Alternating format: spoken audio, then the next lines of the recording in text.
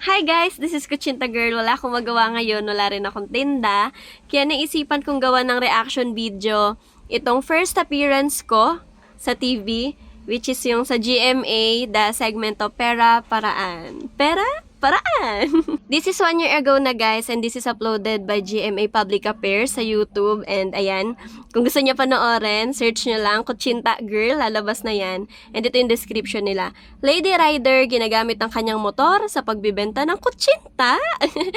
Honestly, ilang beses ko na itong napanood. And every time na napapanood ko to, is halo-halo yung emotion ko. May time na natutuwa ako, naiiyak, and andun yung feeling na proud ka na parang, ako ba yun? Hindi ako makapaniwala. So, tara guys, panoorin natin. Sakay ng kanyang motor, umiikot Sa siya Marilaki sa Marilaki yan, Highway guys. at iba pang lugar sa Rizal. Astig kung titingnan, pero ang nasa likod ng manibela. Feeling chicks yan. Oh. Babae pala. Sa angking ganda, sino ba naman Wow, ang hindi ganda. mapapalingon sa Lady Rider na ito?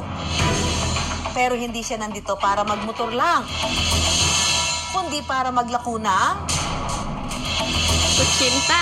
kutsinta. Araw ng linggo, maaga pa lang ay naghahanda na ang babaeng nakilala bilang si Kutsinta Girl.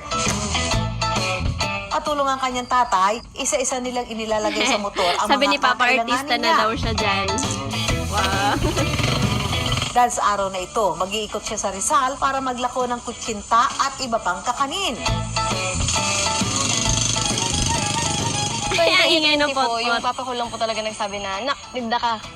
Tapos yun, sabi niya kami po, nung maglalako na, ako na lang pala yung magtitinda. Tapos nung nakaraan po dun sa Marilaki, lagi po kasi ako dun nagra-rides po talaga ako sa Marilaki. Tapos sabi ko nun, paano kaya kung magtinda ako? Tapos tuwing linggo, total nagra-rides na rin naman na po ako. Eh di magtinda na ako, kumita ka pa, nakapag-rides ka na. Ang una niyang destinasyon, ang parting ito ng Angono Rizal. Yan sa Napili Domsa ko tong lugar na yan. to sa Domsa kasi every weekend, maraming umaakit na bikers, kahit mga nakamotor, ayan, pumupunta rin sila dito. Ah, artista na yung kuya ko. Pero hindi lang siya basta nagtitinda. 2, 3. Dahil aakalain yung Feeling celebrity celebrity. sa Kutsinta Girl sa dami ng nagpapapicture sa kanya. Walang bumili ulit. Para makapagpapicture. Sino nga ba talaga si Kutsinta Girl? Ang totoo niyang pangalan, Grace Ann Miranda. 22 years old at second year college Second year sa pa ako kursong dyan. BS Hospitality Management. Ang ginagawang pagkayod para raw masuportahan ang kanyang road trip sa college. Gusto rin kasi ni Ann na matulungan ang kanyang tatay sa pagpapaaral sa kanya. Yung papa ko po is Wala naisip na. po. Yung Ay, ko sa'yo po yung eh. mata niya. Maiiyak Na kayo. itim, Maiiyak ako malaking dyan. itim po. Barbero po yung papa ko. Nahihirapan din po siya. Siyempre po malabo yung mata pero pinipilit niya pa rin Uy! po. Kaya ako po, kahit hindi ko na lang din po minsan sinasabi na ang daming bayarin sa school. Kung meron naman ako, umihingi lang po talaga ako pag wala. Yun po yung dahilan. Isa din sa dahilan kung ba't nagtitinda ako ng kutsinta. Ayan, sa manukan yan. Dito sa kahabaan ng Marilaki Highway ang sunod na pwesto ni Ann. So ayan, after sa Domsa, dito naman po ako sa Marilaki Manukan. And ayan po, paubos na po yung paninda. Marami rin po talaga akong suki dito. Marami pong Nakakamiss. bumibili dito. Kasi dito rin po talaga ako nakilala as Kutsinta Girl. Bibili, bibili, bibili. Budol, bibili. halatang budol. Sa likod ng matatamis ng ngiti ni Kutsinta Girl ay Ay, may ads. kwento ng kanyang buhay. Bukod sa kanyang pag-aaral, mayroon pa siyang ibang pinaglalaanan ng kanyang kita. Sinusuportahan ko rin po kasi yung iba kong kapatid. Parang Cute, na-pressure no? ako pag nag-chat sila na ate pa lang parang naiiyak na ako Pressure. kung ano ko ibibigay ko dito. Kasi ako din po yung nagpapaload sa kapatid ko kapag yung kailangan niya sa online class. Tapos ako po yung sumasagot ng baon-baon ng kapatid kong grade 1. Panganay si Ann sa siyam na magkakapatid, Dami. pero hindi sila magkakasama dahil iba-iba ang kanilang mga tatay. Nakalimang asawa po yung mama ko.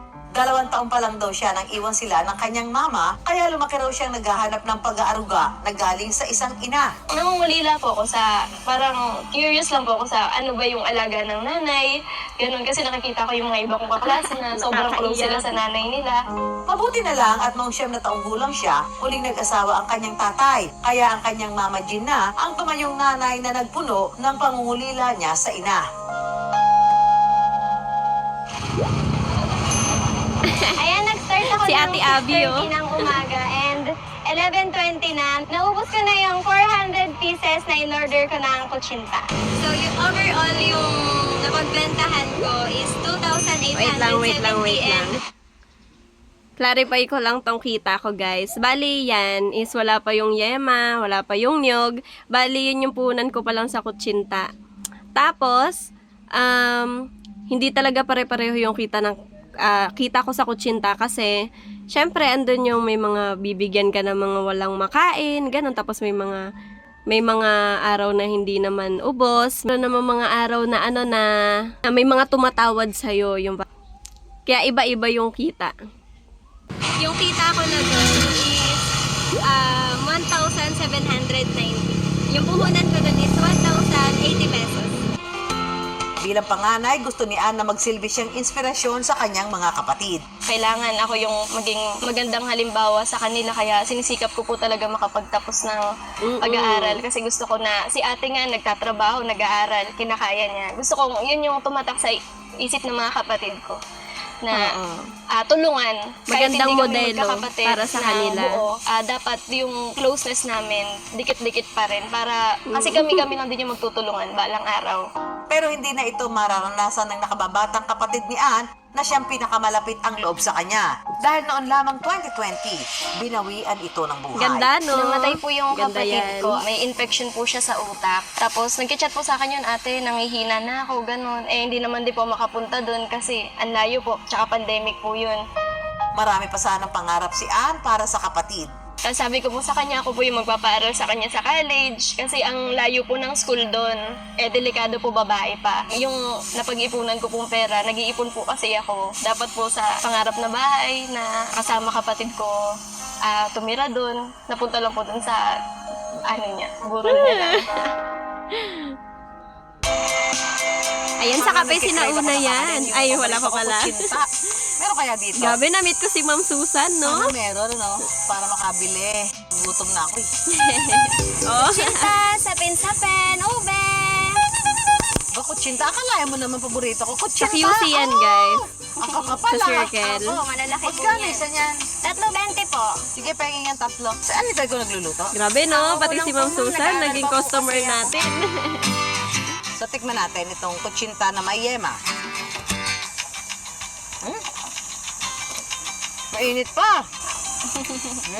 Ayun, sarap. At saka sariwa yung nyug niya, masarap. Kinayod po kaninang umaga. Matabang yung kutsinta niya, Basta lagyan pero ko na. tatalagyan mo ng yema. Ay, masarap. Panalo to, malambot. Wala akong masabi. Apa. Teka, ubusin ko muna to. Habang inaaliw ko si At, inihanda na ng aming team ang mga munting regalo namin para sa kanya. Dahil sa pinakita mong sipag at tiyaga, meron kami munting handog sa iyo, ang pera paraan. Ayan. So ito baka ito pwede mo gamitin, ano? Pang marami ang order. Mas maganda po, presentable and Wow, well-organized. meron ka ng logo. Ayan, may logo ka na. Okay ba sa yan? Opo.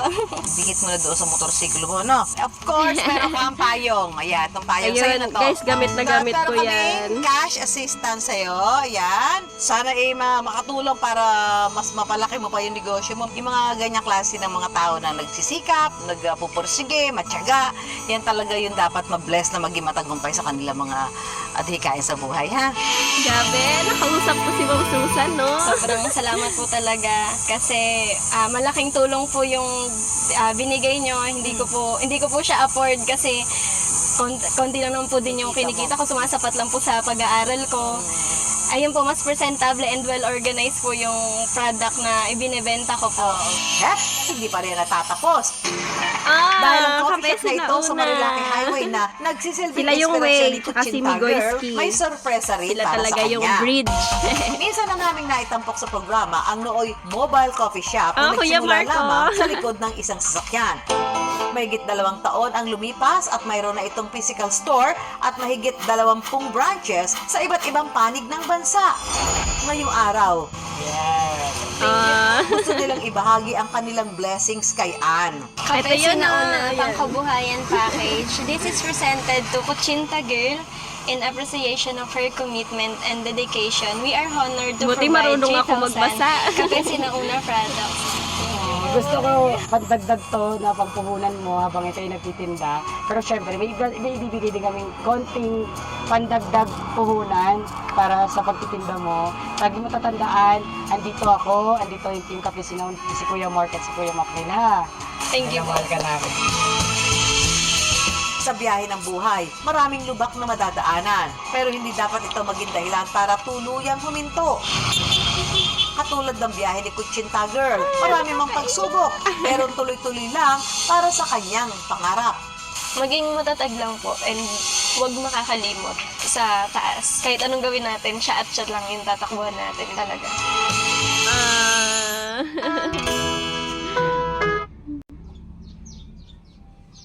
Diba guys, sabi ko sa inyo, iba't ibang emotion yung mararamdaman ko doon. Andun yung tuwa, yung proud moments, no?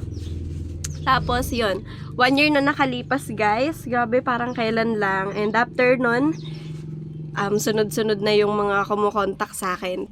Again guys, maraming salamat, Kape Sinauna. Sila talaga yung bridge. And si Migoy talaga, din pinakilala niya ako kay Kuya Mark, which is yung owner ng Kape Sinauna. Pagka-upload nun, ayun, tuloy-tuloy na. Ang galing, no? Susundan natin to guys ng part 2, part 3, part 4, part 5 ng reaction video ko sa aking mga TV appearance. Ayun. Thank you guys. This is Kutsinta Girl. Mwah!